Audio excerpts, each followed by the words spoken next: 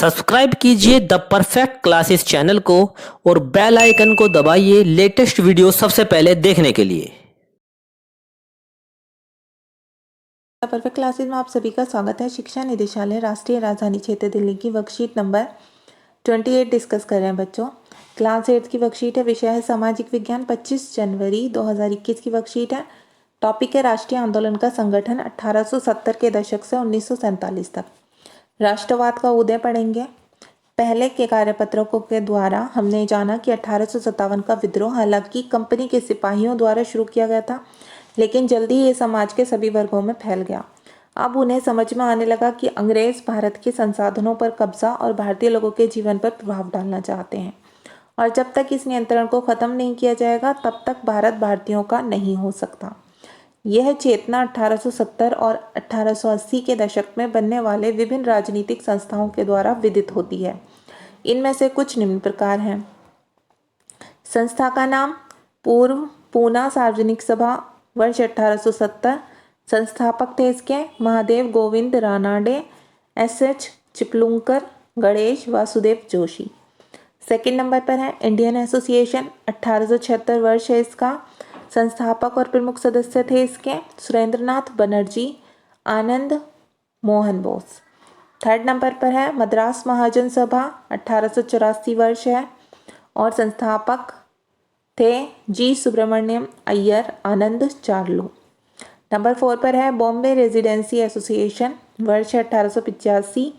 संस्थापक थे फिरोज शाह मेहता और प्रमुख सदस्य थे केटी तेलंग और बदरुद्दीन तैयब जी।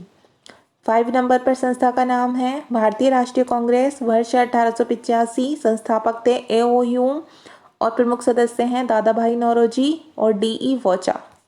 ठीक है। हालांकि इनमें से कई संस्थाएं भारत के किसी खास हिस्से में काम कर रही थी, लेकिन उन्होंने अपना लक्ष्य पूरे भारत के लोगों के लिए निर्धारित किया।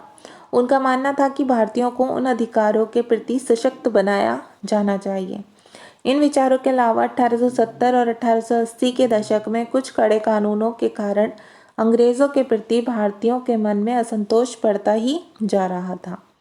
अब यहाँ पर बच्चों आर्म एक्ट है, 1878 में पारित किया गया था। भारतीयों को हथियार रखने पर पाबंदी थी इसमें। वर्नाक्यूलर प्रेस एक्ट 1878 में पारित किया गया। अंग्रेजी सरकार को यह अधिकार दिए गए कि वो किसी भी आपत्तिजनक सामग्री के प्रशासन पर उस समाचार पत्र की संपत्ति को जब्त कर सकती थी। इल्बर्ट बिल क्या था? 1883 में पारित।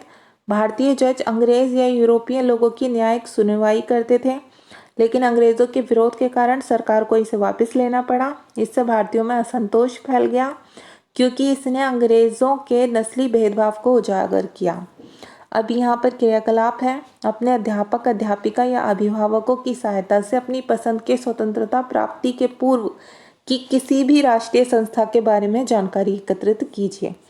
तो बच्चों देखिए यहाँ पर वर्नाक्यूलर प्रेस एक्ट भी दिखाया हुआ और इल्बर्ट बिल। आप इनमें से किसी को भी पूरा लिख देना एक्टिविटी में, वो आंसर हो जाएगा आपका। ठीक है, या तो आप पूरी डिटेल वर्नाक्यूलर प्रेस एक्ट के बारे में देंगे या पूरी डिटेल इल्बर्ट बिल के बारे में देंगे यहाँ से यहाँ तक। ठीक है, बस ये आपको करना है इसमें। अब क्वेश्चन नंबर 1 है आपका, पूर्व सार्वजनिक सभा के शब्द सार्वजनिक से आप क्या समझते हैं? तो इसका आंसर आप लिख सकते हैं पूना सार्वजनिक सभा के सार्वजनिक से अभिप्राय सबसे संबंध रखने वाला है। ठीक है, आंसर नंबर 1 ऐसे करके आप लिख सकते हैं। अब देखिए बच्चों, वर्नाक्यूलर प्रेस एक्ट से ने किस प्रकार भारतीयों को प्रभावित किया? तो इसका आंसर आप लिखेंगे भारत। वर्नाक्यूलर प्रेस एक्ट के तहत भारतीय भाषाओं के, भारत नहीं लिखेंगे आप, बस वर्नाक्यूलर प्रेस एक्ट से स्टार्ट करेंगे, के तहत भारतीय भाषाओं के समाचार पत्रों को विनियमित करने और उस पर पर्याप्त नियंत्रण स्थापित करने के उद्देश्य से तत्कालीन वायसराय लॉर्ड लेटन के द्वारा यह अधिनियम पारित किया गया था। ठीक है बच्चों, अब क्वेश्चन नंबर 3 है, इल्बर्ट बिल क्या था, इसे क्यों वापस लिया गया? तो इसका आंसर आप लिखेंगे, यहाँ से थोड़ा लेंदी है क्योंकि हमें ये भी बताना है इल्बर्ट बिल क्या था और क्यों वापस लिया गया, हमें ये भी बताना, तो आप इसका आंसर लिखेंगे इल्बर्ट विधेयक 1861 से समस्त देश में एक ही फौजदारी कानून लागू कर दिया गया था और प्रत्येक प्रांत में उच्च न्यायालय स्थापित कर दिए गए थे। उससे पूर्व देश में 2 प्रकार के कानून चलते थे, प्रेसिडेंसी नगरों में अंग्रेजी कानून और ग्रामीण प्रदेशों में मुगल कानून। ठीक है, ये तो हो गया इल्बर्ट बिल क्या था, वापस क्यों लिया गया ये लिखेंगे। यूरोपीय लोगों ने इस आधार पर बिल का विरोध किया कि न्यायालय का कोई भी भारतीय सदस्य यूरोपीय अपराधियों के मामलों की सुनवाई करने के लिए उपयुक्त नहीं है। इसे ही इल्बर्ट बिल विवाद कहा जाता है। इस बिल के अत्यधिक विरोध के चलते वायसराय ने इसे वापस ले लिया था। अब क्वेश्चन नंबर 4 है बच्चों, आपके विचार से उपरोक्त 3 कानूनों में से किस कानून ने भारतीयों को प्रभावित किया? अपने उत्तर के पक्ष में तर्क दीजिए। तो देखिए, इसका आंसर आप लिखेंगे, हमारे विचार में पुणे सार्वजनिक सभा ने भारतीयों को सबसे अधिक प्रभावित किया होगा, क्योंकि ये ब्रिटिश भारत का एक सामाजिक संगठन था जो भारत की सरकार और लोगों के बीच मध्यस्थ के रूप में काम करने और किसानों के कानूनी अधिकारों को लोकप्रिय बनाने के उद्देश्य से शुरू हुआ था। ओके स्टूडेंट्स, तो आपकी वर्कशीट सॉल्व हो गई है।